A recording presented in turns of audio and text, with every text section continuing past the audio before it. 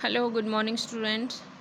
Today we will do some MCQ questions, chapter number 6, class 12th. देखिए, तो first question ये है कि आप इस बात से सहमत है कि टोटल प्रोडक्शन में जो वृद्धि होती है तो सीमांत उत्पादन घट रहा होता है। पीछे देखो हमने डायग्राम किया था ना।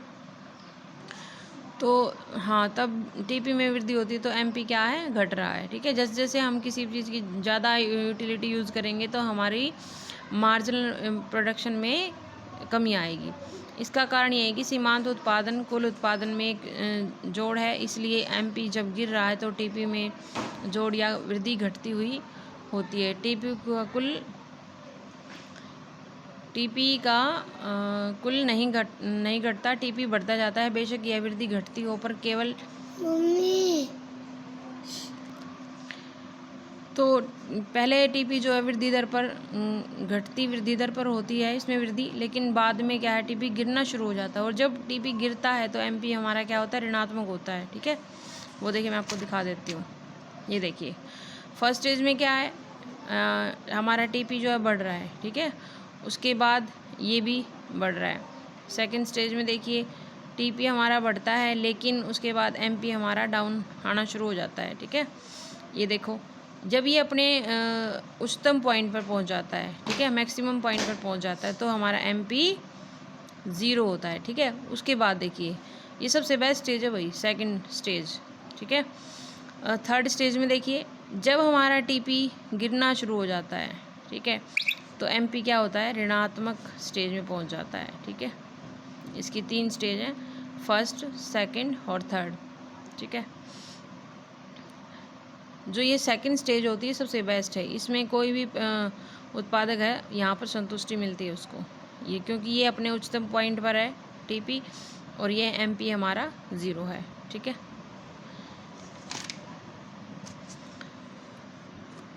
उसके बाद कुछ इसकी अजम्पशंस ऑफ द लॉ है। वह अनुपात जिस अनुपात में उत्पादन में कार को जोड़ा जाता है उसे बदला जा सकता है।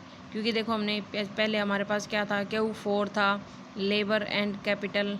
ठीक है, लेकिन जब हमें अपनी क्वांटिटी ज़्यादा चाहिए तो हमने क्या किया, क्वांटिटी को 5 कर दिया और लेबर को हमने मान लिया यहाँ पर 4 था, यहाँ पर 5 कर दिया और कैपिटल हमारी फिक्स रहेगी। ठीक है, तो इसमें चेंज कर सकते हैं हम।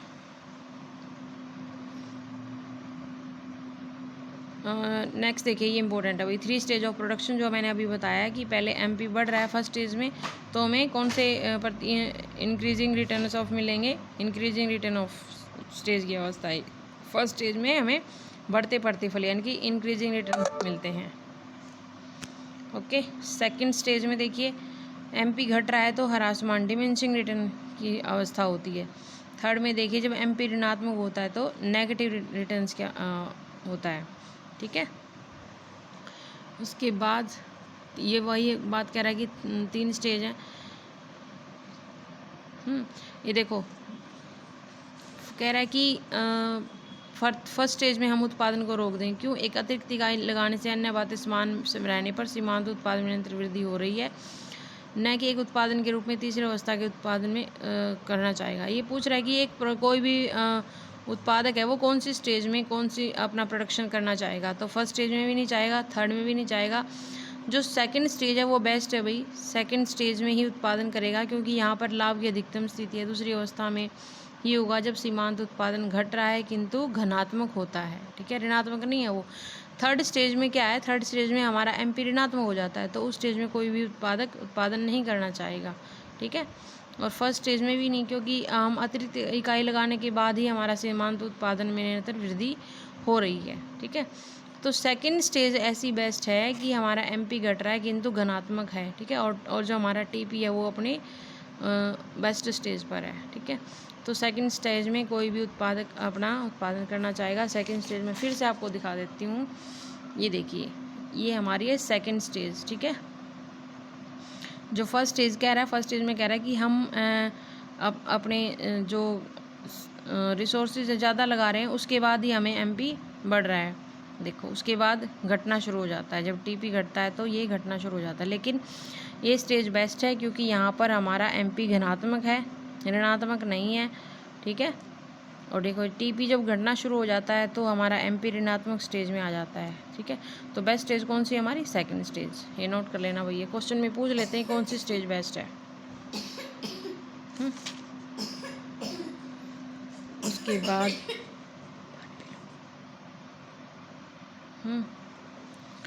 देखिए कह रहा है कि एक आदर्श कारक अनुपात सदैव ही होता है, सदैव अनुपात का उल्लंघन करने पर क्या होता है? यदि आदर्श कारक का अनुपात उल्लंघन होता है तो ह्रासमान प्रतिफल शुरू हो जाता है, परिवर्तनशील कारक का सीमांत उत्पादन एमपी गिरना शुरू हो जाता है और टीपी में वृद्धि केवल घटती दर पर ही होती है। ठीक है, उसके बाद ये वही बात कह रहा है जो पीछे हमने की थी। उसके बाद रिलेशन देखिए, टोटल प्रोडक्शंस एमपी और एपी में रिलेशंस। ठीक है, जैसे मैंने बता दिया आपको रिलेशन। देखो फर्स्ट पॉइंट है हमारा, जब तक सीमांत उत्पादन बढ़ रहा है तो टीपी में बढ़ती दर से वृद्धि हो रही है। ठीक है, सेकेंड स्टेज में है, जब सीमांत उत्पादन घटना शुरू हो जाता है तो टीपी में केवल ह्रासमान दर पर ही बढ़ता है। ह्रासमान मतलब घटती दर से बढ़ता है। एमपी जब घटना शुरू हो जाता है तो टीपी क्या है? घटती दर से ही बढ़ता है। उसके बाद जब सीमांत उत्पादन शून्य होता है तो कुल उत्पादन में कोई वृद्धि नहीं होती है, तब तक ऐसा होता है सातवीं इकाई का प्रयोग कर रहे हैं। एमपी शून्य होने के बाद टीपी अधिकतम है, अभी दिखाया था ना मैंने, अब दोबारा भी दिखा दूंगी।